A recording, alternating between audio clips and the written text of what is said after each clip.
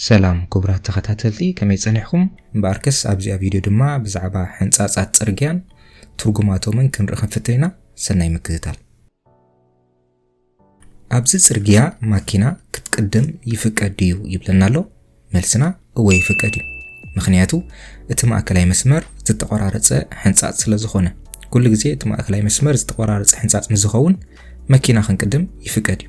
ات ماكلاي مسمر وي كات ماكلاي حنصاص زي تقرارص تخزبل حنصاص انت دا كوين ግን ماكينا خنقدم አይፈቀደናኒ ስለዚህ መልስና او يفقد ነዛ ቀያሕ መኪና ንخنقدم ጸጋማይ መስመር ናይዚ ጽርግያ ምጥቃም ይፍቀድ ይብለናሎ እዚ ማእከላይ መስመር ከም ንዕዘቦ ዘለና ዘይተቆራረጸ ሕንጻጽ እዩ ዘይተቆራረጸ ምስኾን ሕንጻጽ መኪና ክንቅድም ወይ ድማ ናብቲ ጸጋማይ መስመር ክንሰግር አይፍቀደናኒ ስለዚ መልሲ አይፍቀድን እዩ ኣብዚ ጽርግያ ዳሽ ኪሎሜትር ኣብ ሰዓት ክትዝውር ይፍቀድ ይብለናሎ ኣብዚ ጽርግያ 100 ኪሎሜትር ኣብ ሰዓት ክትዝውር ይፍቀድ እዩ እዚ ብኸመይ ንፈልጥ ንዝብል ድማ እቲ ኣብ ማእከልቶም ክልተ ማእከሎት ጻዕዳ ሕንጻጽ ዘሎ ቀጠልያ ሕብሪ ምስ ንርኢ እቲ ጽርግያ ናይ 100 ምዃኑ ክንፈልጥ ይግባእ ማለት እዩ ስለዚ መልስ ናይ ዛሕቶ 100 ኪሎሜትር ኣብ ሰዓት ክትዝውር ይፍቀድ ኣብዚ ጽርግያ ዳሽ ኪሎሜትር ኣብ ሰዓት ክትዝውር ይፍቀድ ይብለናሎ ኣብዚ ስእሊ ከም ንዕዘቦ ሓደ ታቤላ ተተኺልሎ ትርጉሙ ድማ ዝለዓለ ደረት ፍጥነት ናይዚ ጽርግያ 60 ኪሎሜትር ክኸውን ከም ዘለዎ ይዝሕብር ስለዚ ኣብዚ ጽርግያ ክሳብ 60 ኪሎሜትር ኣብ ሰዓት ክትዝውር ይፍቀድ እዩ ስለዚ መልስና 60 ኪሎሜትር ኣብ ሰዓት ኣብዚ ጽርግያ ዳሽ ኪሎሜትር ኣብ ሰዓት ክትዝውር ይፍቀድ ይብለናሎ መልስና 80 ኪሎሜትር ኣብ ሰዓት ክንዝውር ይፍቀድ ብኸመይ ንፈልጥ ንዝብል ድማ እቲ ጽርግያ ብክልተ ጎኑ ዝተቆራረጸ ሕንጻጽ ዘለዎን ናይ ማእከል ዝኾነ ሕንጻጽ ምስ ዘይህልዎን እቲ ጽርግያ ናይ 80 እዩ ማለት እዩ እቲ ጽርግያ ብክልተ ጎኑ ዝተቆራረጸ ሕንጻጽ ሃልይዎ ኮይኑ ታቤላ ዝተተኸሎ እንተራ ኮይኑ ከምዛ ቀዲምና ዝመለስና ናይ ሱሳ ግን እቲ መልሲ በቲ ኣብ ጽርግያ ተተኺሉ ዘሎ ታቤላ ክውሰን ናይ ግድኒ ማለት እዩ ኣብዚኣ ግን ዝኾነ ታቤላ ይብልናን ብክልተ ጫፍ ናይ ጽርግያ ድማ ዝተቆራረጸ ሕንጻጽ ኣሎ እዚ ድማ እዚ ጽርግያ ናይ 80 ምዃኑ ይዝሕብረና ስለዚ መልስና 80 ኪሎሜትር ኣብ ሰዓት ኣብ ጽገና ዝርከብ ጽርግያ እንታይ ዓይነት ግዝያዊ ሕብሪ ኣብ ሕንጻጻቱ ይጥቀም ይብለናሎ ሰለስተ ምርጫታት ኣለና ህ ጻዕዳ ለ ብጫ ሐ ድማ ቀይሕ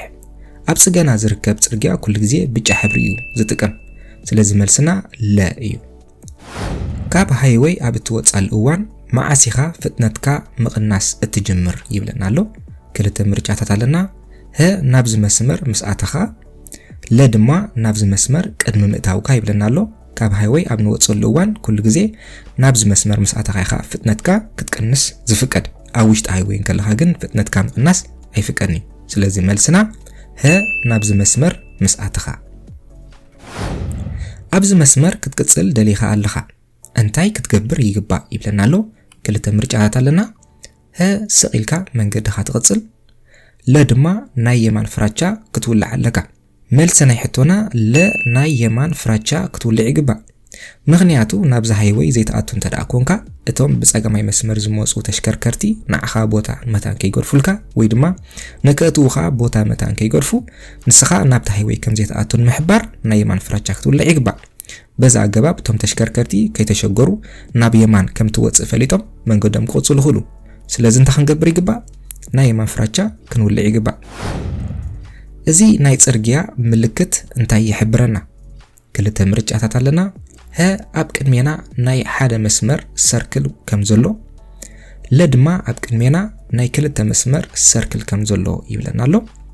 እዚ ኣብ ጽርግያ ዘሎ ምልክት ኣብ ቅድሜና ናይ ክልተ መስመር ሰርክል ከም ዘሎ ይዝሕብረና ስለዚ መልስና ለ ኣብዚ ደው ምባል ይፍቀድ እዩ ይብለናሎ ኣብዚ ቦታ ሰብ ንከነውርድ ወይ ድማ ንኽንሰቅል ደው ክንብል ንኽእል ኢና ኣብዚ ቦታ መኪና ንኽንዕሽግን ኣይፍቀድን እዩ ስለዚ ትሕቶ ደው እንብለሉ ሰብ ንከነውርድ ወይ ድማ ንኽንሰቅል ዝኸውን እቲ መልሲ እወ ይፍቀድ እዩ እቲ ሕቶ ኣብዚ ቦታ ክንዕሽግ መኪና ይፍቀድ እዩ እንተዳ ኮይኑ ግን ኣይፍቀድን ይመልስና ናብ ቀዳማይ ጸጋማይ አንጎሎ ክትጥወይ ይፍቀድ እዩ ይብለናሎ መልስና ኣይፍቀድን እዩ ምኽንያቱ ቀዳማይ ጸጋማይ አንጎሎ ዘይቅጽል ጽርግያ ስለዝኾነ ወይ ድማ ዕጹው ጽርግያ ስለዝኾነ ስለዚ ብካልኣይ ጸጋማይ አንጎሎና ክንጥወን ንኽእል ካብዚኣቶም ኣበይ ናይ ጽርግያ እዩ ተሽከርካሪት ምቕዳም ዝፍቀድ ይብለናሎ ሰለስተ ምርጫታት ኣለና ه ኣብ ፅርግያ A ለ ኣብ ፅርግያ B ሐ ድማ ኣብ ክልቲኡ ይብለና ኣሎ መልስና ለ ኣብ ፅርግያ B እዩ ኣብዚ ካልኣይ ስእሊ ከም ንዕዘቦ ዘለና ናባኻ ሸነኽ ከም ትሪኦ ዝተቆራረፀ ሕንፃፅ እዩ ዘሎ ዝተቆራረፀ ሕንፃፅ ምስ ዝኸውን ድማ ናብ ፀጋማይ መስመር ክትኣቱ ይፍቀድ እዩ ኣብ ስእሊ A ከም ንዕዘቦ ግን ኣብ ጎንና ዘሎ ዘይተቆራረፀ ትኽ ዝበለ ሕንፃፅ እዩ ስለዚ ነዚ ሕንፃፅ እዚ ክንቆርጾ ኣይፍቀድን ስለዚ መልስና ኣብ ፅርግያ B ኢና መኪና ወይ ከዓ ተሽከርካሪት ክንቅድም ዝፍቀደና ማለት እዩ ናብ ፀጋማይ መስመር ክትቅይር ይፍቀድ እዩ ይብለና ኣሎ መልስና ኣይፍቀድን እዩ ምክንያቱ ኣብ ጎንና ዘሎ ዘይተቆራረፀ ትኽ ዝበለ ጻዕዳ ሕንፃፅ እዩ እዚ መስመር እዚ ቁርጽ ወይ ከዓ ክትሰግሮ ስለዚ ይፍቀድ ናብ ፀጋማይ መስመር ክንሰግር ኣይፍቀድን እዩ ስለዚ መልስና ኣይፍቀድን ተሽከርካሪት መቅዳም ይፍቀድ እዩ ይብለና ኣሎ ነዛ ቀያሕ መኪና ክንቅድማ ንኽእሊና ማለት እዩ መልስና እወ ይፍቀድ እዩ ምክንያቱ ኣብ ጎንና ዝተቆራረፀ ጻዕዳ ሕንፃፅ እዩ ዘሎ እዚ ማለት ድማ ናብ ፀጋማይ መስመር ክንሰግር ይከኣል እዩ ይኹን እምበር ናብ ፀጋማይ መስመር ምስ ሰገርና ብየማንና ዝህሉ ዘይተቆራረፀ ጻዕዳ ሕንፃፅ እዩ ስለዚ ናብ የማን ክንምለስ ኣይፍቀድን እዩ እዚ ከነስተውዕል ይግባእ መልስና ይሕቶና ግን ተሽከርካሪት መቅዳም ይፍቀድ እዩ ወይ ድማ ነዛ ቀያሕ መኪና ክንቅድማ ይፍቀድ እዩ ብዝቦታ ይብለና ኣሎ እወ ብትክክል ክንቅድማ ይፍቀድ እዩ ጉዕዞኻ ናብ መንደፈራ እዩ ተጎታቲት ሒዝካ ነዚ መስመር ክትጥቀመሉ ይፍቀድ እዩ ይብለና ኣሎ መልስና እወ ይፍቀድ እዩ ኩልና ከነስተውዕለሉ ዘለና ተጎታቲት ወይ ድማ ተሰሓቢት ምስ ትህልወካ የማናይ መስመር ክትጥቀም ይግባእ ይኹን እምበር ኣብዚ ቦታ ግን መስመርና ናብ መንደፈራ ስለ ዝኾነ እዛ መስመር እዚኣ ድማ ናብ መንደፈራ ትወስደና ክሳብ ዝኾነት ነዛ ፀጋማይት መስመር ክንጥቀም ይግባኣና ናብ ዓዲ ኸላ ወይ ኣስመራ ምስ ንኸውን ግን የማናይ መስመር ክንሕዝ ይግባእ ትኽኢልካ ክትከይድ ደሊኻ ኣለኻ ኣብዚ መስመር ዲኻ ክትከውን ዘለካ ይብለና ኣሎ እዚ ዘለናይ መስመር ከም ንዕዘቦ ዘለና ናብ ፀጋም ዝዕፀፍ መስመር እዩ ስለዚ ትኽኢልና ክንከይድ ምስ እንደሊ ናብቶም ኣብ የማን ዘለዉ ክልተ መስመራት ክንሰግር ይግባእ ሕቶና ትኽኢልካ ክትከይድ ደሊኻ ኣለኻ ኣብዚ መስመር ዲኻ ክትከውን ዘለካ ንዝብል ግን ኣይፋል ኣበይ ደኣ ኣብቶም ክልተ የማኖት መስመራት ማለት እዩ ስለዚ መልስና ኣይፋል ትኽኢልካ ክትከይድ ደሊኻ ኣለኻ ካብዚ መስመር ክትወፅእ ኣለካ ድዩ ይብለና ኣሎ ብርግጽ እወ ክትወፅእ ኣለካ ኣብዚ ፅርግያ ዘሎ ምልክታት ትርጉሞም ካብዚ መስመር ናብ የማናይ ንክንሰግር ከም ዘለና እዩ ዝሕብረና ስለዚ ትኽኢልና ክንከይድ ምስ እንደሊ ካብዚ መስመር ናብ የማናይ ክንሰግር ይግባእ ስለዚ መልስና እወ ሒዝካዮ ዘለኻ መስመር ዘይቅፅል ምዃኑ ዝሕብር ታቤላ ኣየና እዩ ይብለና ኣሎ ኣብዚ ክልተ ታቤላታት ኣለውና ታቤላ A እቶም ሰለስተ ንቅድሚት ክቅፅሉ እንከለዉ እቲ ራብዓይ ወይ ድማ የማናይ መስመር ግን ናብ የማን ከም ዝዕፀፍ እዩ ዝሕብረና ታቤላ B ግን ሰለስተ መስመራት ነይሮም እቶም ክልተ ትኺሎም ክቅፅሉ ከለዉ እቲ ሳልሳይ መስመር ወይ ከዓ ፀጋማይ መስመር ድማ ናብቲ ካልኣይ ወይ ድማ ናብቲ ማእከላይ መስመር ከም ዝሕወስ እዩ ዝሕብረና ስለዚ ሰለስተ ዝነበሩ መስመራት ናብ ክልተ ይጎድሉ ማለት እዩ ስለዚ ዘለናይ መስመር ዘይቅፅል ምዃኑ ዝሕብር ታቤላ B እዩ ወይ ከዓ ለ ማለት እዩ ናብ ፀጋም ክትወይ ደሊኻ ኣለኻ ናብ ፀጋማይ መስመር ክትቅየር ኣለካ ድዩ ይብለና ኣሎ መልስና ኣይፋል እዩ ምክንያቱ እዚ ሒዝናዮ ዘለና መስመር ትኽኢልካ ክትከይድ ምስ ትደሊ ወይ እውን ናብ ፀጋም ክትዕፀፍ ምስ ትደሊ ክትጥቀመሉ ይፍቀድ እዩ ስለዚ ናብ ፀጋም ክትወይ ምስ ትደሊ ኣብዚ ዘለኻይ መስመር ክትከውን ትኽእል ኢኻ ስለዚ መልስና ኣይፋል ትርጉም ናይዚ ዚግዛግ ሕንፃፅ እንታይ እዩ ይብለና ኣሎ ሰለስተ ምርጫታት ኣለና ه ለማጽ ወይ ከዓ ሸታሕታሕ ዘብል ጽርግያ ለ ዝኣረገ ጽርግያ ሐ ድማ ሓደገኛ ጽርግያ ይብለና ኣሎ መልስና ሐ ሓደገኛ ጽርግያ እዩ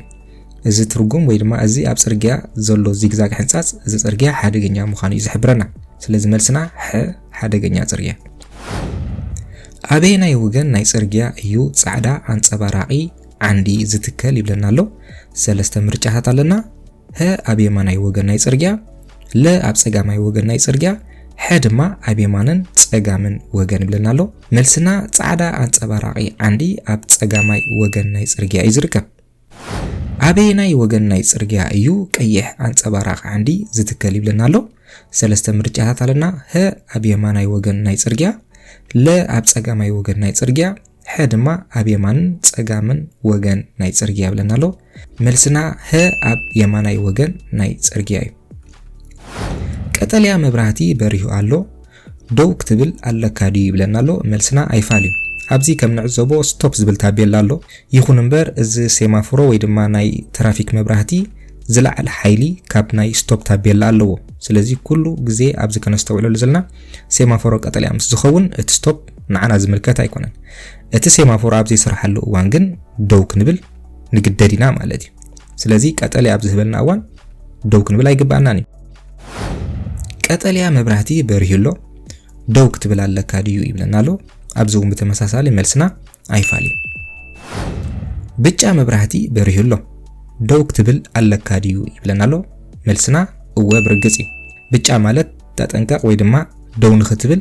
ተዳሎ ማለት እዩ ስለዚ መልስና እወ ደው ክትብል ኣለካ እዩ ኣብ ቅድሚ ክልተ ጻዕዳ ሕንጻጽ ደው ክትብል ኣለካ ድዩ ይብለና ኣሎ መልስና እወ እዩ ካብ ሃይዌይ ኣብ እትወጽሉ እዋን ሓባሪ ኣንፈት መብራህትኻ ወይ ድማ ፍረቻ መዓስ ከተጥፍኦ ይግባእ ይብለና ኣሎ ክልተ ምርጫታት ኣለና ህ ናብዚ መስመር ምስኣተኻ ለ ድማ ኣብ መወዳእታ ናይዚ መስመር ይብለና ኣሎ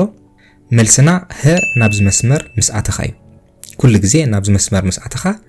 ሓባሪ ኣንፈት ወይ ድማ ፍረቻኻ ከተጥፍኦ ትኽእል ኢኻ ስለዚ መልስና ህ ናብዚ መስመር ምስኣተኻ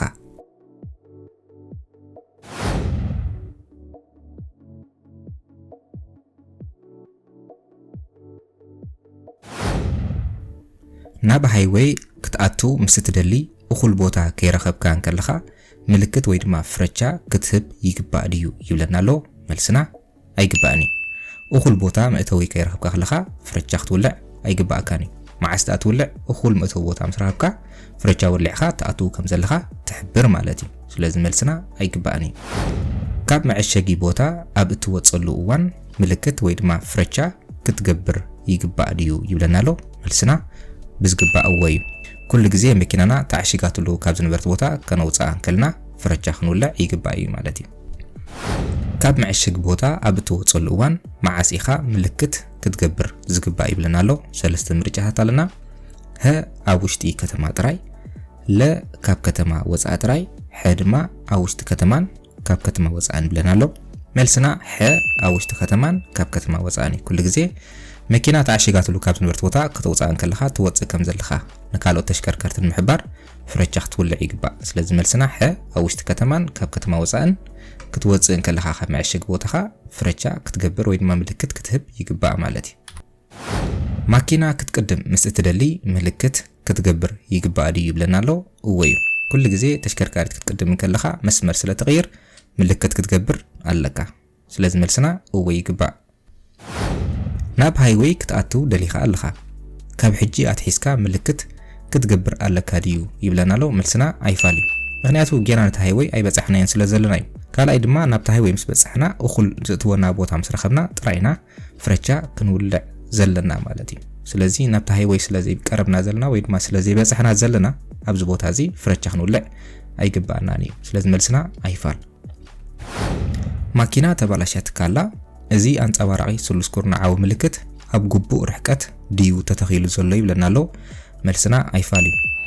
ተሽከርካሪትካ ወይ ድማ መኪናኻ ኣብ ትባላሸወሉ እዋን ነዚ ስሉስ ኩርናዓዊ አንጸባራቂ ኣካል ክትተኽሎ ይግባእ ግን 30 ሜትሮ ድሕሪ መኪናኻ እዩ ክትከል ዘለዎ እዚ ተተኺሉ ዘሎ ቦታ ግን ካብ 3 ሜትሮ ዘይነውሕ እዩ ስለዚ እዚ ተተኺሉ ዘሎ ቦታ ግቡእ ኣይኮነን እቲ ግቡእ ርሕቀት 30 ሜትሮ ድሕሪቲ ተሽከርካሪት ጠጠው ኢላህሉ ወይ ድማ ተዓሺጋትሉ ዘላ ቦታ እዩ ስለዚ መልስና ኣይፋል ማኪና ተባላሽያትካላ ናይ ሓደጋ መብራህቲ እውን ወሊዕካ ኣለኻ አንጸባራቂ ስሉስ ኩርናዓዊ ምልክት ክትተክል ግድን ድዩ ይብለና ኣሎ መልስና ኣይፋል እዩ እንተዳ ሃሊካ ክትተክል ጽቡቕ እዩ እንተዳ ዘይብልካ ግን ናይ ግድን ኣይኮነን ስለዚ መልስና ኣይፋል ናብ ሃይዌይ ክትኣቱ ደሊኻ ኣለኻ እዛ ዓባይ ማኪና ድማ ክትወጽእ ደልያ ኣላ ንዓባይ ማኪና ቀዳምነት ክትህባ ይግባእ ድዩ ይብለና ኣሎ መልስና እወ ነቲ ዓባይ መኪና ንኽትወጽእ ቀዳምነት ክትህባ ይግባእ ምክንያቱ ብየማናይ መስመር ንዓ ክትቅድማ ስለ ዘይብልካ ማለት እዩ ንሳ ቅድም ትወጸልካ ድሕሪ ድማ ንስኻ ተኣቱ ድሕሪያ ማለት እዩ ስለዚ መልስና እወ ይግባእ ናብዚ ሃይዌይ ክትኣቱ ደሊኻ ኣለኻ ይፍቀድ ድዩ ይብለና ኣሎ መልስና ኣይፍቀድን እዩ ምክንያቱ ኣብዚ ሃይዌይ ከም ንዕዘቦ ዘለና ትራፊክ ኣሎ ንዓኻ መኪናኻ ምእተው ዝኸም ክፉት ቦታ ድማ የለን ስለዚ ናብዚ ሃይዌይ ምእታው ኣይፍቀድን እዩ ክሳብ እኹል ቦታ ትረክብ ማለት እዩ ካብ ገለርያ ኣብ እትወጽሉ እዋን ክትግንዘቦ ዝግባእካ እንታይ እዩ ብለና ኣሎ ክልተ ምርጫታት ኣለና ሀ ብርሃን ፀሓይ ዓይንኻ ክደውሓካ ከም ዝኽእል ለድማ ብርሃን ኣከባቢኻ በቀሊሉ ንክትርኢ ይሕግዘካ ይብለና ኣሎ መልስና ሀ ብርሃን ፀሓይ ዓይንኻ ክደውሓካ ከም ዝኽእል ክትግንዘብ ይግባእ ስለዚ ጥንቃቐታት ክትገብር ኣለካ ማለት እዩ ካብ ገለርያ ኣብ እትወጽሉ እዋን ስለዚ መልስና ሀ እዩ معاسيو ጥሩምባ ምፋሕ ዝፍቀድ ይብለና ኣሎ ሰለስተ ምርጫታት ኣለና ሀ ሓደገኛ ኩነታት ምስ ዘጋጥም ለ ክትወይ ምዃንካን ምሕባር ሐ ድማ ሰብ ሰላም ንምባል ብለና ኣሎ መልስና ሀ ሓደገኛ ኩነታት ምስ ዘጋጥም ጥራይ ኩሉ ግዜ ጥሩምባ ወይ ድማ ክላክ ክንገብር ዝፍቀደና ሓደገኛ ኩነታት ምስ ዘጋጥም ጥራይ እዩ معاسيو በአንጻርካ ንእትመጽእ ማኪና ናይ መብራህቲ ምልክት ንክትገብር ዝፍቀድ ይብለና ኣሎ ሰለስተ ምርጫታት ኣለውና ሀ ፍጥነቶም ልዑል ከም ዘሎን ምሕባር ለ ሓደገኛ ኩነታት ምስ ዝፍጠር ሐ ድማ ብፍጹም ኣይፍቀድን ብለና ኣሎ መልስና ለ ሓደገኛ ኩነታት ምስ ዝፍጠር እዩ ኩሉ ግዜ ሓደገኛ ኩነታት ምስ ዝፍጠር ናይ መብራህቲ ምልክት ንበአንጻርካ እትመጽእ ተሽከርካሪት ክትገብር ይፍቀድ እዩ ስለዚ መልስና ለ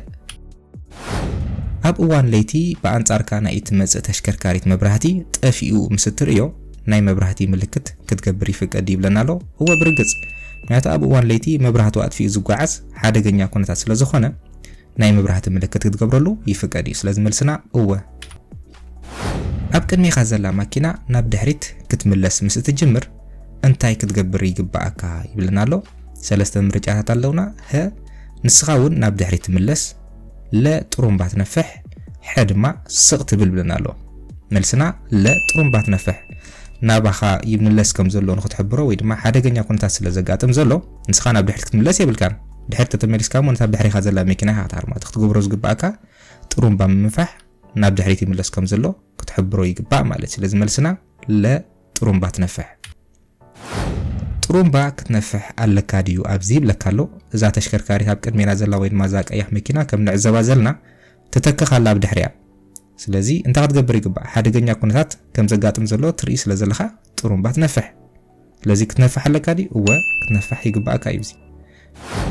ቀዳምነት ከሃበትካ ንዝሓለፈ ተሽከርካሪት ጥሩምባ ምንፋሕ ይፍቀድ እዩ ይብለና ኣሎ መልስና ኣይፍቀድን ነዚ ምልክት ምስ ትርኢ ንመን ቀዳምነት ክትህብ ይግባእ ይብለና ኣሎ ኣብዚ ምልክት ከም ንዕዘቦ ዘለና ናይ መሳገሪ ኣጋር ኣብ ቅድሜና ከም ዘሎ ዝሕብረና ዘሎ ወይ ድማ ዜብራ ፓድ ለዚ ሰለስተ ምርጫታት ኣለውና ሀ ንሰብ ኣጋር ጥራይ ለ ንሰብ ኣጋርን ናይ ስንኩላን ዓረብያን ሐ ድማ ንሰብ ኣጋር ዓረብያ ስንኩላን ብሽግለታ ንብለና ኣሎ ኣብዚ ንሰብ ኣጋርን ናይ ስንኩላን ተሽከርከርትን ወይ ድማ ናይ ስንኩላን ዓረብያን ቀዳምነት ንክንህብ ኢና ንግደር ስለዚ መልስና ለ ካብ መሳገሪ ኣጋር ወይ ድማ ዜብራ ክሮስ ክንደይ ሜትሮ ርሒቕካ ማኪናኻ ክትዕሽግ ይፍቀድ ይብለና ኣሎ መልስና 5 ሜትሮ እዩ ኩሉ ግዜ ካብ ኩርናዕ ወይ ድማ ካብ አንጎሎ ከምኡን ካብ ናይ ዜብራ መሳገሪ ኣጋር 5 ሜትሮ ርሒቕና ማኪናና ክንዕሽግ ይፍቀደና ስለዚ መልስና 5 ሜትሮ እዩ እዚ ኤሌክትሮኒካዊ ታቤላ እንታይ ይሕብረና ይብለና ኣሎ ሰለስተ ምርጫታት ኣለውና ሀ ዝተሓተ ደረት ፍጥነት ለ ዝለዓለ ደረት ፍጥነት ሐ ድማ ኣድቫይስ ስፒድ ብለና ኣሎ መልስና ዝለዓለ ደረት ፍጥነት እዩ ኣብዚ ሃይዌይ ተዝለዓለ ክንከዶ ዝፍቀድና ኣብዚ ሕጂ እዋን 9 ኪሎሜትር ኣብ ሰዓት ምዃኑ ይዝሕብረና ዘሎ ስለዚ መልስና ለ ዝለዓለ ደረት ፍጥነት ይሕብረና እዚ ኤሌክትሮኒካዊ ታቤላ እዚ ታቤላ እንታይ ይሕብረና ይብለና ኣሎ ክልተ ምርጫታት ኣለውና ሀ ጽገና ዝካየደሉ ዘሎ ጽርግያ ለ ድማ ጻዕቂ ተሽከርከርቲ ወይ ድማ ትራፊክ ዘለዎ ጽርግያ ብለና ኣሎ መልስና እዚ ምልክት ጻዕቂ ተሽከርከርቲ ወይ ድማ ትራፊክ ዘለዎ ቦታ ይዝሕብረና ማለት እዩ ስለዚ መልስና ለ ሓደጋ ስለ ዘጋጠመ እዚ መስመር ተዓጽዩ ኣሎ ማዓሲኻ ነዚ መስመር ደጊምካ ክትጥቀመሉ ዝፍቀድ ይብለና ኣሎ ክልተ ምርጫታት ኣለና ሀ ቦታ ሓደጋ ምስ ሓለፍካዮ ለ ድማ እዚ ምልክት ምስ ጠፈ ብለና ኣሎ እዚ ይርድኡ መስለኒ ኩሉ ግዜ እዚ ምልክት ምስ ጠፈ ጥራይና ነዚ መስመር ዝክንጥቀመሉ ዝፍቀድና ስለዚ መልስና ለ እዚ ምልክት ምስ ጠፈ እዚ ምልክት መወዳእታ ናይ ሃይዌይ ድዩ ዝሕብረና ይብለና ኣሎ መልስና ኣይፋልዩ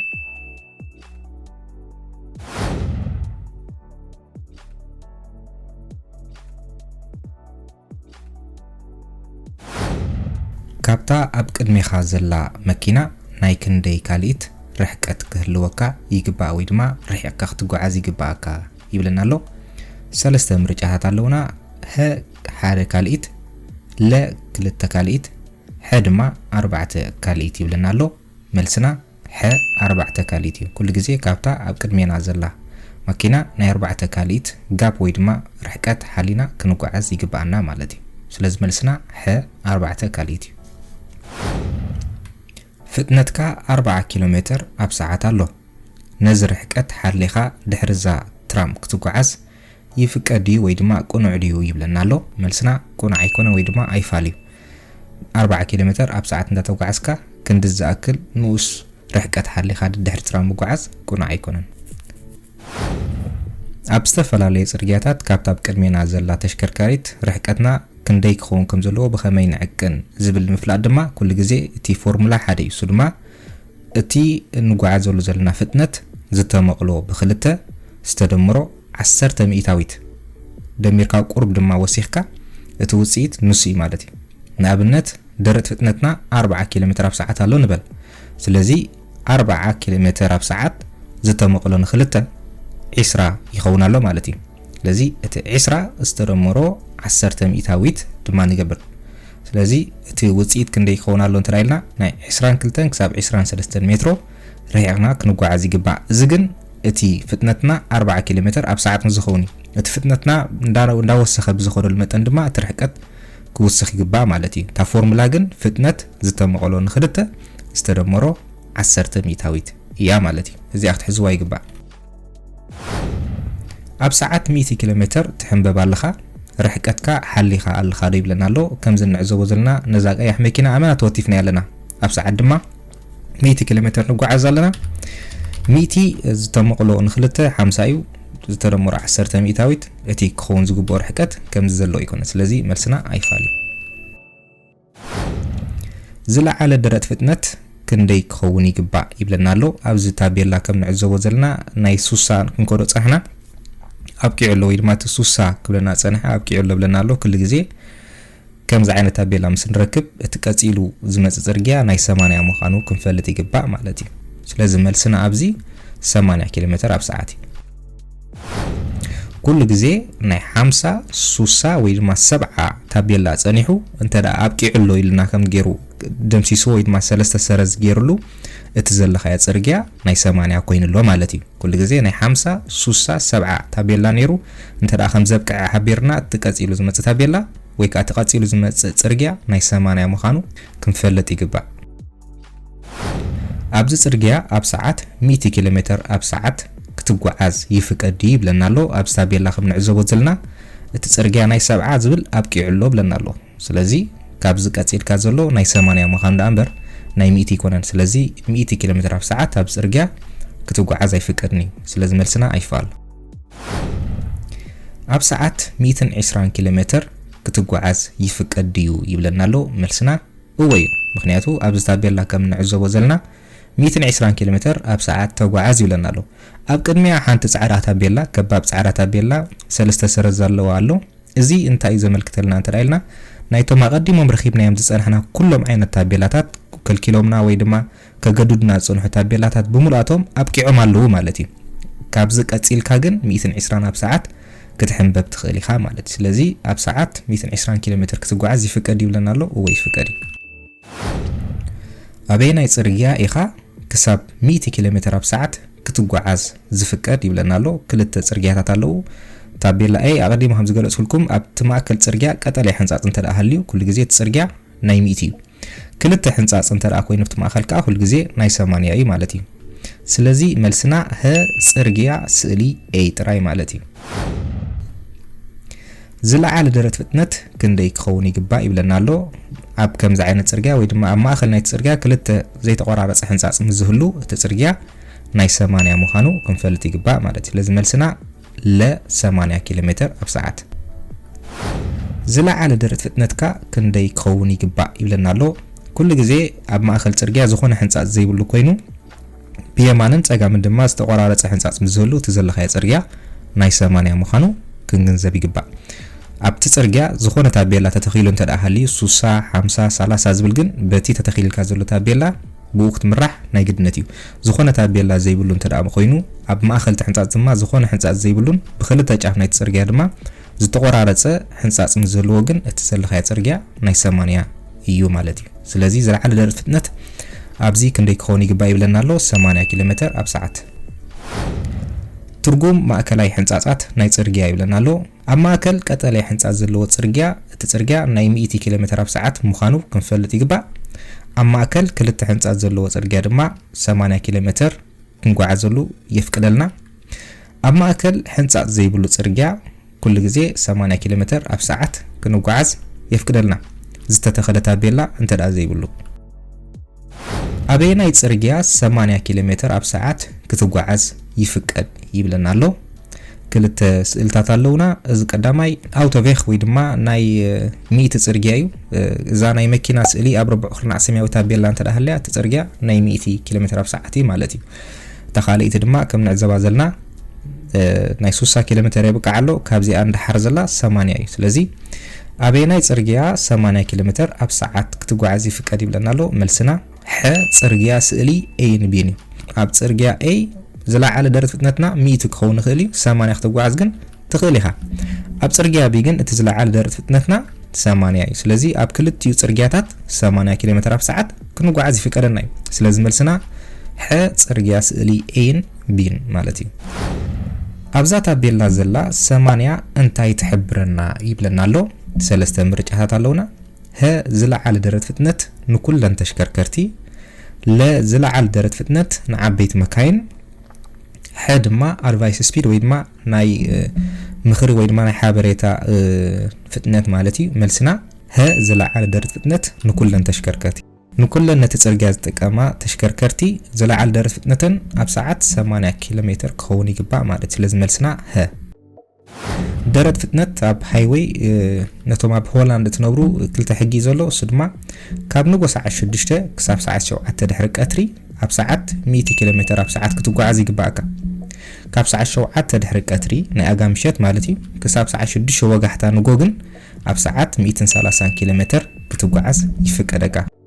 وتوما بكال هاجر تنبرو دما نناتكم عينت حقي كل وصل زخل ببنايت هاجركم حقي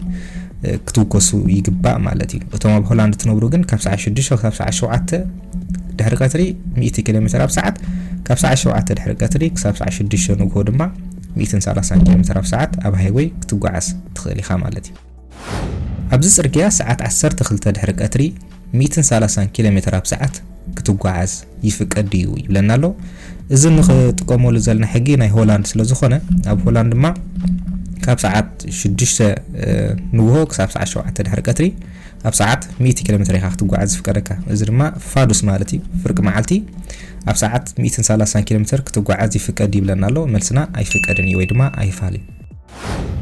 زلا على درجة فتنتك أب ساعات كندي كخون يقبع يبلنا له أبزي إذا تشكركاريت كم نعزو وزلنا تسحابي تلاتا تسحابي زلوا تشكركاريت ما نيجا رسا حقي أتختل سلسته مرجعات يبلنا له ها 8 كيلومتر أب ساعات لا 9 كيلومتر أب ساعات حد ما 130 كيلومتر أب ساعات يبلنا له كل جزء خنفولت زلنا تسحابي زلوا تشكركاريت أب هايوي أب ساعات 9 كيلومتر يختقوا عزف كذا سلازم ملسنا لا 9 كيلومتر أب ساعات مالتي حانت تشكركاريت نزل سرقان خطكم انتو حدا درت فتنتا كندي كخون يقبع يبلنا له زي تابيلا زي ملكت ناي أب هايوي كم زلخ أيزح بركة سلازي سلسته مرجعات اللونا ها 5 كيلومتر أب ساعات لا 6 كيلومتر أب ساعات حد ما 7 كيلومتر أب ساعات يبلنا له أب هايوي اتستحت درت فتنتنا 5 كيلومتر أب ساعات كخون يقبع مالتي كل جزء فرقي نايتي زلخ يا ترجع انت واحد كله على حان تشكركاريت نترجع تقوملو انت لا ترجع ناي 8 كوينو ناب ترجع كاتواز فقدن تشكركرتي كابربعه نلعلي اب ساعات خدا زخلا مالتي كابربعه تحتي ጥራይ ድሕን ኮይና ሃይለን ግን ናብ ጽርግያ ከኣትዋ ይፍቀደኒ ኣብ ሃይዌይ ከኣትዋቱ ኮይና ድማ እቲ ሃይዌይ ናይ ሚቲ ጽርግያ ስለ ዝኾነ እንተው ሓደ ናብቲ ሃይዌይ ክትኣቱ ዝፍቀዳ መኪና ደረት ፍጥነታ 50 ኣብ ሰዓት ክኸውን ይግባእ እዚ ፍቑድ ኣይኮነን ናብ ሃይዌይ ክትኣቱ ከለኻ ኣብቲ ናይ ፕራክቲካል መስኣትኩም እንተው ሓደ 80 ኪሎሜትር ኣብ ሰዓት ክትረግጽ ኣለካ ይዝብል እቲ ሕጊ ግን ኣብ ሰዓት እንተው ሓደ 50 ኪሎሜትር ክትጓዓዝ ኣለዋ ተሽከርካሪት ሃይዌይ ክትጥቀም ተራ ኮይና ማለት እዩ ስለዚ መልስና 50 ኪሎሜትር ኣብ ሰዓት ካብ ሃይዌይ ክትወፅእ ምስ እትደሊ ክንደይ ሜትሮ ክተርፈካ እንከሎ ምልክት ክትገብር ይግባእ ይብለና ኣሎ። ሰለስተ ምርጫታት ኣለውና። ሀ 300 ሜትሮ፣ ለ 600 ሜትሮ፣ ሐ ድማ 1200 ሜትሮ ይብለና ኣሎ። መልስና ሀ 300 ሜትሮ እዩ። ኩሉ ግዜ ካብ ሃይዌይ ክትወፅእ ምስ እትደሊ 300 ሜትሮ ክትርፈካ እንከሎ ምልክት ወይ ድማ ፍረቻ ክትገብር ይግባእ ትወፅእ ከም ዘለኻ ማለት እዩ። ስለዚ መልስና ሀ 300 ሜትሮ። ኣብዚ ጽርግያ 100 ኪሎ ሜትር ኣብ ሰዓት ክትጓዓዝ ይፍቀድ ይብለና ኣሎ። መልስና እወ እዩ። እዛ ታቤላ ሩቡዕ ኩርናዕ ሰማያዊ ታቤላ ናይ መኪና ስእሊ ዘላታ ምስ እትርእዩ እቲ ጽርግያ ናይ 100 ምዃኑ እዩ ዝሕብረና። ኣብዚ ጽርግያ 100 ኪሎ ሜትር ኣብ ሰዓት ክትጓዓዝ ይፍቀድ ይብለና ኣሎ። መልስና እወ ብርግጽ እዩ። ትርጉም ናይ ታቤላ ኣውቶቬክ ምዃኑ እዩ ዝሕብረና። ዝለዓለ ደረጃ ፍጥነት ናይ ጽርግያ ኣብ ሰዓት 100 ኪሎ ሜትር ክኸውን ከሎ ትዝታሓተ ድማ ኣብ ሰዓት 50 ኪሎ ሜትር ክትጓዓዝ ትኽእል ተሽከርካሪት ክትጥቀመሉ ይፍቀድ ጽርግያ ማለት እዩ። ኣብዚ ጽርግያ 90 ኪሎ ሜትር ኣብ ሰዓት ምጓዓዝ ይከኣል ይብለና ኣሎ። መልስና እወ እዩ። ዝለዓለ ደረጃ ፍጥነት ክንደይ ይብለና ኣሎ። ኣብዚ ዝሓተና ዘሎ ናይታ ተጎታቲት ዘለዋ ተሽከርካሪት እዩ። ኣቀዲመ ከም ዝሓበርኩኹም ተሰሓቢት ዘለዋ ተሽከርካሪት ዝለዓለ ደረጃ ፍጥነታ ኣብ ሰዓት 90 ኪሎ ሜትር እዩ። ኣብ ሃይዌይ ኩን ኣብዚ ኣውቶቬክ ንብሎ ዘለና ጽርግያ ናይ 100 ይኹን። ስለዚ መልስ ናይ ዝሕቶ ኣብ ሰዓት 90 ኪሎ ሜትር ወይ ድማ ዝለዓለ ደረጃ ፍጥነትና 90 ኪሎ ሜትር ክኸውን ይግባእ። ኣበይ ናይ ጽርግያ ብኣንጻርካ ኣንፈት ተሽከርካሪት ክጓዓዝ ኣይኽእላ ይብለና ኣሎ። መልስና ኣብ ቢ እዩ ወይ ድማ ኣብዚ ኣውቶቬክ ዝበሃል ብኣንጻርካ ተሽከርካሪት ክትመጽእ ትኽእል እያ። ኣብ ኩሉ ይኩንን ኣብ ሓደ ግን ክትረክብ ትኽእል ኢኻ። ኣብ ሃይዌይ ግን ብኣንጻርካ ትመጽእ ተሽከርካሪት የላን። ስለዚ መልስና ኣብ ምልክት ቢ ማለት እዩ። ዝለዓለ ደረጃ ፍጥነት ናይዚ ጽርግያ ክንደይ እዩ ይብለና ኣሎ። መልስና 50 ኪሎ ሜትር ኣብ ሰዓት። እዚ ብኸመይ ንፈልጥ ምስ ንብል ድማ ኣብዚ ከም ንዕዘቦ ዘለና ዛ ሰማያዊ ታቤላ ስም ናይታ እናኣትዋ ዘለና ዓዲ እያ። ስለዚ ናብ ከተማ ወይ ድማ ናብ ዓዲ ክትኣቱ ከለኻ ኩሉ ግዜ ደረጃ ፍጥነትካ ኣብ ሰዓት 50 ክኸውን ይግባእ። ካብቲ ከተማ ወይ ካብቲ ገጠር ክትወፅእ ከለኻ ድማ ደረጃ ፍጥነትካ ኣብ ሰዓት 80 ክኸውን ይግባእ ማለት እዩ። ስለዚ ናብታ ዓዲ ንኣቱ ስለ ዘለና ደረጃ ፍጥነትና ኣብ ሰዓት 50 ክኸውን ይግባእ። መልስና 50 ኪሎ ሜትር ኣብ ሰዓት። ዝለዓለ ደረጃ ፍጥነት ናይዚ ጽርግያ ክንደይ ይብለና ኣሎ። ኣቀዲመ ሓቢርኩም ጸኒሐ ካብቲ ገጠር ወይ ድማ ካብቲ ከተማ ስለ ንወጽእ ዘለና 80 ኪሎ ሜትር ኣብ ሰዓት ማለት እዩ። ዝለዓለ ደረጃ ፍጥነት ክንደይ ይብለና ኣሎ። ኣብዚ ስእሊ ከም ንዕዘቦ ዘለና እዛ ተሽከርካሪት ካብቲ ከተማ ወይ ድማ ካብቲ ገጠር ትወጽእ ኣላ። እዚ ማለት እቲ ጽርግያ ናይ 80 እዩ ማለት እዩ። ኣቀዲመ ተሰሓቢት ዘለዋ ተሽከርካሪት ኣብ ሰዓት 90 ክትከይድ ይፍቀድ ኣይለኩም ነይረ። እዚ ግን ኣብቲ ናይ 100 ጽርግያን ኣብ ሃይዌይን ጥራይ እዩ። እዚ ጽርግያ ተኣትዎ ዘላ ግን ናይ 80 ስለ ዝኾነ እቲ ዝለዓለ ደረጃ ፍጥነታ ኣብ ሰዓት 80 ክኸውን ይግባእ። ስለዚ መልስና 80 ኪሎ ሜትር ኣብ ሰዓት። ኣየናይ ምልክት እዩ ናብ ከተማ ንኣትው ከም ዘለና ዝሕብረና ይብለና ኣሎ። መልስና ምልክት ኤን ቢን ክልቲ እዩ። ናብ ከተማ ተኣቱ ወይ ድማ ናብ ገጠር ተኣቱ እንተደኣ ህሊኻ ከምዚኣ ታቤላ ኣስመራ ዘላታ እዚኣ ትሕብረና። ተዘዋወረ መንገዲ ድማ ተተኣትዎ ዘለኻ ዓዲ 50 ኪሎ ሜትር ኣብ ሰዓት ኢኻ ክትጓዓዝ ዝፍቀደካ። ስለዚ ክልቲኡ ታቤላታት ናብ ከተማ ወይ ድማ ናብ ዓዲ ተኣቱ ከም ዘለኻ እዩ ዝሕብረና። እቲ ናይ 50 ኪሎ ሜትር ኣብ ሰዓትን እቲ ስም ናይታ ዓድን። ስለዚ መልስና ሐ ክልቲኣቶም ምልክታት ማለት እዩ። ኣየናይ ታቤላ እዩ ኣድቫይስ ስፒድ ተባሂሉ ዝጽዋዕ ይብለና ኣሎ። መልስና ኤ ወይ ድማ 50 ኪሎ ሜትር ኣብ ሰዓት ዝብለና ዘሎ እዩ። እዚ እቲ ናይ ኣድቫይስ ስፒድ ወይ ድማ ብከምዚ ምስ ትጓዓዝ ተመራጺ እዩ ይብለና ኣሎ ማለት እዩ ብተዘዋዋሪ። ስለዚ መልስና ምልክት ኤ ወይ ድማ ህ እዩ ማለት እዩ። እዚ ኣብ ቢ ዘሎ ምልክት ኤሌክትሮኒካዊ ቦርድ ይበሃል። ኣብ ሃይዌይ ትሪኦ ፍጥነትና ክንድዚ ክኸውን ከም ዘለዎ ይሕብረና። እቲ ሳልሳይ ድማ ናብ ሓደ ከተማ ወይ ድማ ናብ ሓደ ዓዲ ንኣቱ ከም ዘለና መሕበር እዩ። ስለዚ መልስና ናይ ዛሕቶ ህ ምልክት ኤ ጥራይ። ኣብዚ ጽርግያ ስኩተር ክትረክብ ትኽእል ዲኻ ይብለና ኣሎ። መልስና እወ እዩ። እዚ ብኸመይ ንፈልጥ እንተደኣ ኮይኑ ሓንቲ ስኩተር ኣብ ሰዓት 45 ኪሎ ሜትር ትጓዓዝ። እዚ ጽርግያ ድማ ናይ ሱሳ ጽርግያ እዩ፣ ክልቲኡ መስመራት ማለት እዩ። ኣብዚ ጽርግያ ክትጥቀማ ዝፍቀደለን ተሽከርከርቲ ድማ ኣብ ሰዓት እንተወሓደ ፍርቂ ማለት 30 ኪሎ ሜትር ክጓዓዛ ይፍቀደን። ሓንቲ ስኩተር ድማ ኣብ ሰዓት 45 ኪሎ ሜትር ስለ ትጓዓዝ ነዚ ጽርግያ ክትጥቀመሉ ይፍቀድ እዩ። ስለዚ ኣብዚ ጽርግያ ስኩተር ክንረክብ ንኽእልና። መልስና እወ። ከምዚያ ዓይነት ተሽከርከርቲ ወይ ድማ ብሮሞቢል ኣበይ ናይ ጽርግያ ክንረክብ ንኽእል ይብለና ኣሎ። መልስና ኣብ ውሽጢ ከተማን ካብ ከተማ ወፃእን። ስለምንታይ ንዝብል ድማ ኣብ ውሽጢ ከተማ ኣብ ሰዓት 50 ኪሎ ሜትር ንክንጓዓዝ ዝፍቀደልና፣ ካብ ከተማ ወፃእ ድማ ኣብ ሰዓት 80 ኪሎ ሜትር ክንጓዓዝ ይፍቀደልና እዛ ተሽከርካሪት ድማ ኣብ ሰዓት 45 ክትጓዓዝ ትኽእል እያ እዚ ማለት ኣብ ናይ 80 እውን ክትኣቱ ትኽእል እያ ምክንያቱ ኣብ ናይ 80 ካብ 40 ላዕሊ ክጓዓዛ ዝኽእላ ተሽከርከርቲ كأتوا سلز فكرن سلز ملسنا أوش تكتمان كاب كتما وزان ويدما ملسنا ح يو مالتي نزات على منيباس 100 كيلومتر بساعة عند توقعسكا كتقدم ما يفكر ديب لنا له ملسنا أي فاليو مخنياتو تسحبي زلوا تشكركاريت زلا على درجة فتنتها بساعة 9 كيلومتر كون سلز قبع سلز ملسنا أي فال زلا على درجة فتنت نايزت رجع ساعات 20 حدا ويدما ساعات دحر قطري كندي يو يبلنا له ملسنا 230 مالتي كاب نوغو ساعات 6 كساب ساعات 7 دحر قطري اب ساعات 100 توعاز بلنا له كاب ساعات 7 دحر قطري كساب ساعات 6 نوغو هو ግን اب ساعات 230 ክትጓዓዝ ይፍቀደካ ይሕቶና ساعات 9 دحر قطر ስለ ዝኾነ اب ساعات 230 ክንጓዓዝ ይፍቀደና እዩ ስለዚ መልስና 230 ኣየናይ ምልክት እዩ ዝለዓለ ደረት ፍጥነት ዝሕብረና ይብለና ሎ መልስና ክልቲኣቶም ታቤላ A ዝለዓለ ደረት ፍጥነትና ኣብ ሰዓት 50 ኪሎ ሜትር ክኸውን ከም ዘለዎ ክሕብረና እንከሎ ታቤላ B ድማ ናብ ምጽዋዕ ዝተባሃረት ከተማ ንኣቱለና እዚ ብተዘዋዋሪ መንገዲ ድማ ውሽጢ ከተማ ዝለዓለ ደረት ፍጥነትና 50 ኪሎ ሜትር ክኸውን ከም ዘለዎ ይሕብረና ስለዚ ክልቲኣቶም ዝለዓለ ደረት ፍጥነት ዝሕብሩ ታቤላታት እንኮላይ እዮም ማለት እዩ ስለዚ መልስና ح ምልክት A B ማለት እዩ ካብታ ኣብ ቅድሚኻ ዘላ ማኪና ርሕቀትካ ንከተዛይድ ዝድርኽ እንታይ እዩ ይብለና ኣሎ ሰለስተ ምርጫታት ኣለዋና ህ ዕቤት ናይ ማኪናኻ ለ ድኽመት ፍሬኖ ናይ ማኪናኻ ሕ ድማ ኩነታት ኣየር መልስና ሕ ኩነታት ኣየር ኩነታት ኣየር ኣብ ዝቀያየሩሉ እዋን ርሕቀትና ካብታ ኣብ ቅድሚና ዘላ መኪና ክውስኽ ይኽእል ማለት እዩ በረድ ኣብ ዝኾነሉ ወይ ድማ ማይ ኣብ ዝሃርሙሉ እዋን ካብታ ኣብ ቅድሚና ዝነበረት ተሽከርካሪት ዝያዳ ናይቲ ፎርሙላ ሓቢረኩም ዝነበርኩ ክውስኽ ይኽእል ማለት እዩ ስለዚ ምስ ኣብ ቅድሚና ዝነበረት ተሽከርካሪት ርሕቀትና ክውስኽ ዝገብሩ ነገር እንታይ ኢልና ኩነታት ኣየር ወይ ድማ ሓዩ